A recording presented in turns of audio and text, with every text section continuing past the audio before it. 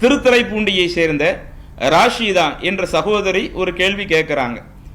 பள்ளிவாசல் முழுவதும் மக்கள் நிரம்பி ஜமாத்தாக தொழும் பொழுது முதல் வரிசையில் நிற்கும் ஒருவருக்கு உழு முறிந்து விட்டால் மீண்டும் அவர் உழு செய்வதற்கான சட்டம் என்ன அப்படின்னு கேட்கிறாங்க.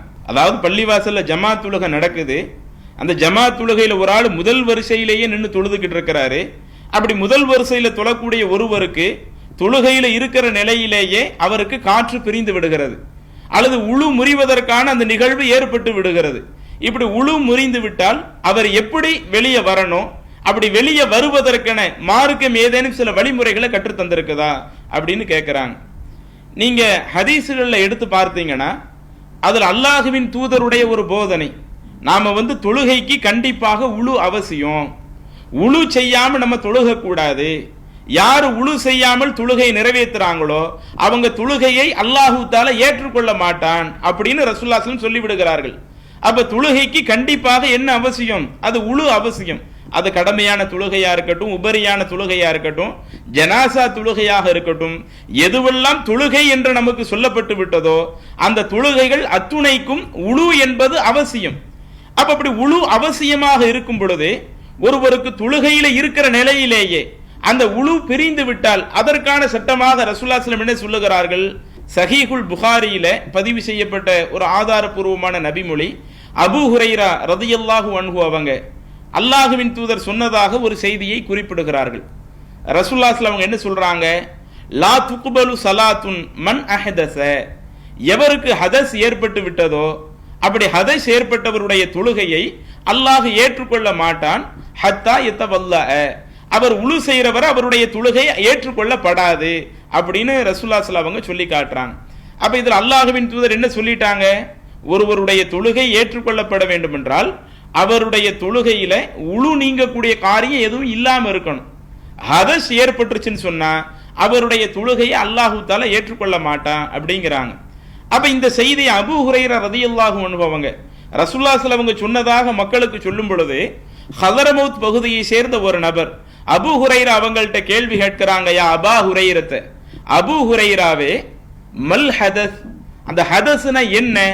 அந்த ஹதஸ் ஒருவருக்கு ஏற்பட்ட அவருடைய தொழுகை ஏத்துக்கப்படாது அப்படி ரசூலுல்லாஹி ஸல்லல்லாஹு அலைஹி வஸல்லம் சொன்னதா சொல்றீங்களே, அந்த ஹதஸ்னா என்ன அப்படின்னு கேட்கும் பொழுது அதற்கு அபூ ஹுரைரா அவர்கள் குறிப்பிடுகிறார்கள், அந்த ஹதஸ் என்பது ஃபுசாஉன் அவ் துராத்துன், ஒருவருக்கு சப்தமான அந்த நிலைகளில் சப்தம் இல்லாமலோ காற்று பிரிவது. அப்படி காற்று பிரியக்கூடிய அந்த நிலை ஒருவருக்கு வந்துவிட்டால் அவர் உழு செய்தால்தான் அதற்கு பிறகு அவருடைய தொழுகை அல்லாஹ் ஏத்துக்குவானே ஒழிய காற்று பிரிந்து போய்விட்டு அவர் எவ்வளவு தொழுதாலும் அந்த தொழுகை ஏற்றுக்கொள்ளப்படாது. இப்படி அல்லாஹுடைய தூதர் சொன்னதாக அபூ ஹுரைரா ரலியல்லாஹு அவங்க அறிவிக்கிறாங்க. அப்ப இந்த ஹதீஸ்ல நமக்கு என்ன விளங்குது?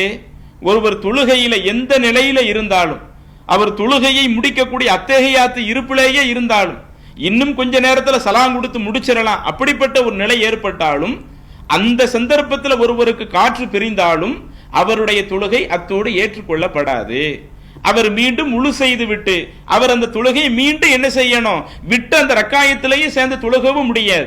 மீண்டும் அந்த தொழுகையை இப்ப ஒருவர் ஃபஜ்ர் தொழுகையில காற்று பிரிகுதுன்னா அதுல சலாம் கொடுக்கிறதுக்கு முன்னாடியே காற்று பிரிந்து விட்டாலும் மீண்டும் அவர் உழு செய்து விட்டு ஃபஜ்ரினுடைய 2 ரக்காயத்துகள் என்ன செய்யணும்? அவர் மீண்டும் தொழுக வேண்டும். அப்ப இப்படி காற்று பிரிந்தவர் கண்டிப்பாக உழு செய்து விட்டு தான் தொழுக வேண்டும் என்று அல்லாஹ்வுடைய தூதர் வழிகாட்டுகிறார்கள். அதே மாதிரி சஹீஹுல் புகாரியில பதிவு செய்யப்பட்ட இன்னொரு ஆதாரபூர்வமான நபிமொழி, அல்லாஹுவின் தூதர் ஸல்லல்லாஹு அலைஹி வஸல்லம் அவங்களிடத்துல சில செய்தி சொல்லப்படுகிறது. அல்லாஹுவின் தூதரை சில ஆட்கள் தொழுவுறாங்க. தொழுகக்கூடிய நபருக்கு திடீர்னு அவருடைய வயிற்றுல ஏதோ சில நிகழ்வுகள் ஏற்படுற மாதிரி தெரியுது, வயிற்றுல ஒரு மாதிரி ஏற்படுற மாதிரி தெரியுது. இப்படி தொழுகையில ஒருவருடைய வயிற்றுல ஒரு விதமான ஒரு தன்மை ஏற்பட்டால் அவர் என்ன செய்யணும், அவர் எப்படி தன்னுடைய வணக்க வழிபாடுகள் அமைச்சுக்கணும் என்று அல்லாஹுவின் தூதரிடத்தில் கேட்கும் பொழுது ஃபகால, அல்லாஹுடைய தூதர் சொல்லுகிறார்கள், லா யன்ஃபத்தில் அவ் லா யன்சரிஃப், அவர் அந்த தொழுகையிலிருந்து திரும்பி வந்துட வேண்டாம். வயிற்றுல ஒரு விதமான ஒரு எண்ணம் ஏற்பட்டா அவர் அந்த தொழுகையிலிருந்து திரும்பி வந்துவிட வேண்டாம். எதுவரை? ஹத்தா யஸ்மஅ சௌதன், அவர் காற்று பிரியக்கூடிய சப்தத்தை காதால கேட்டுட்டா அப்ப அவர் திரும்பி வந்துடலாம். அவ் எஜித ரீஹன், அல்லது அந்த காற்று பிரிந்த துர்வாடையை ஒருவர் நுகர்ந்து விட்டால் அப்ப அவர் தொழுகையிலிருந்து பிரிஞ்சு வந்துடலாம். இப்படி காற்று பிரியக்கூடிய சப்தத்தையும் ஒரு ஆள் கேட்கல, துருவாடையையும் ஒருவர் உணரல. ஆனா வயிற்றுல ஏதோ ஒரு விதமான அந்த குறுகுறுன்று ஒரு விதமான ஒரு எண்ணம் ஏற்படுதுன்னா அவர் தன்னுடைய தொழுகையை விட வேண்டாம், தொழுகையிலிருந்து திரும்பி வர வேண்டாம் என்று அல்லாஹ்வின் தூதர் தொழுகையில ஒருவருக்கு காற்று பிரிந்தால் மட்டும்தான், அது தெளிவுபடுத்தப்பட்டால் மட்டும்தான் அவர் தொழுகையில இருந்து பிரிந்து வரணுமே ஒழிய, நமக்கு காற்று பிரிஞ்சிருச்சா இல்லையா அந்த மாதிரி ஒரு விதமான ஒரு வஸ்வாஸ் நமக்கு ஏற்பட்டா நம்ம தொழுகையை விட்டுட்டு வந்துடணும் இப்படின்னு அல்லாஹ்வுடைய தூதர் என்ன செய்யல, நமக்கு வழிகாட்டல. அப்ப இந்த செய்திகளில் இருந்து நாம என்ன பார்க்கிறோம்னா, காற்று பிரிந்தால் கண்டிப்பாக உழு செய்து விட்டு தொழுக வேண்டும். இதை அல்லாஹ்வுடைய தூதர் சொல்லி இருக்கிறாங்க. இப்படி சொன்ன அல்லாஹ்வுடைய தூதர் இப்ப அந்த தொழுகையில இருந்து வர்றப்ப எந்த மாதிரி வெளியே வரணும்? இப்ப முதல் சஃப்ல நிக்கிறோம்னு வைங்க, முதல் சஃப்ல நிக்கும் பொழுது அவர் அப்படி சைடு கூடி வெளியே வர்றதா, அல்லது அவர் நிக்கிற இடத்திலேயே பின்னாடி பேக் சைடு ஓடி வெளியே வர்றதா, அவர் எப்படி வர்றது, சஃப்களை எந்த மாதிரி கடந்து வர்றது?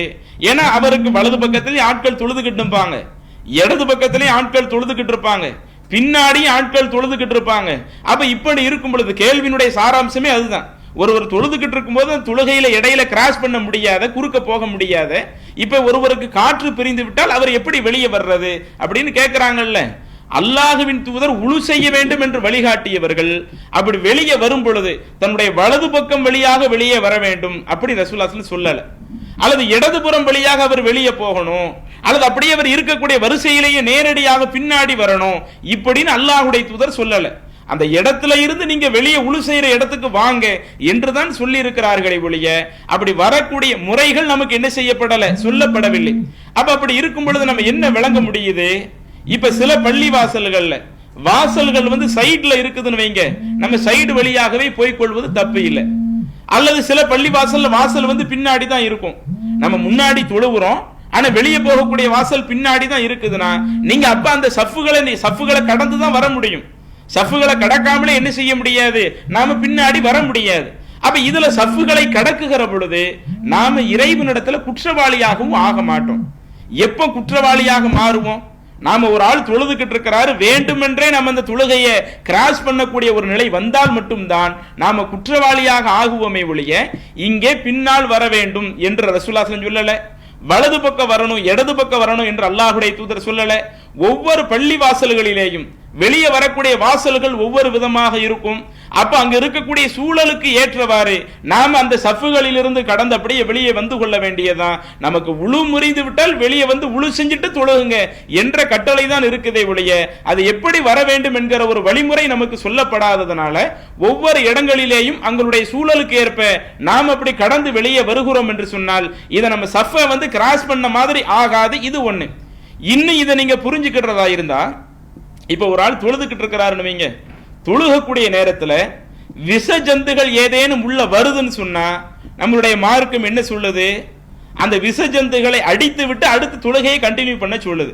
இப்ப நம்ம தொழுதுகிட்டு இருக்கிறோம், பாம்பு ஒண்ணு உள்ள பள்ளிவாசல்ல வருது, மக்களுக்கு இடைஞ்சலை ஏற்படுத்தக்கூடிய ஒரு நிகழ்வு இருக்குதுன்னு வைங்க, அப்ப நம்முடைய மார்க் நமக்கு என்ன சொல்லுதுன்னா அந்த பாம்பை அடித்து விட்டு அடுத்து தொழுகையை கண்டினியூ பண்ண சொல்லுது. இப்ப பள்ளிவாசல்ல எல்லா இடத்துலயும் முன்னாடிதான் கம்பு இருக்கும்னு சொல்ல முடியுமா? அந்த பாம்பை அடிப்பதற்குரிய பொருள் எங்க இருக்குதோ அதைத்தான் தேடி போய் ஒருவர் செய்ய முடியும்.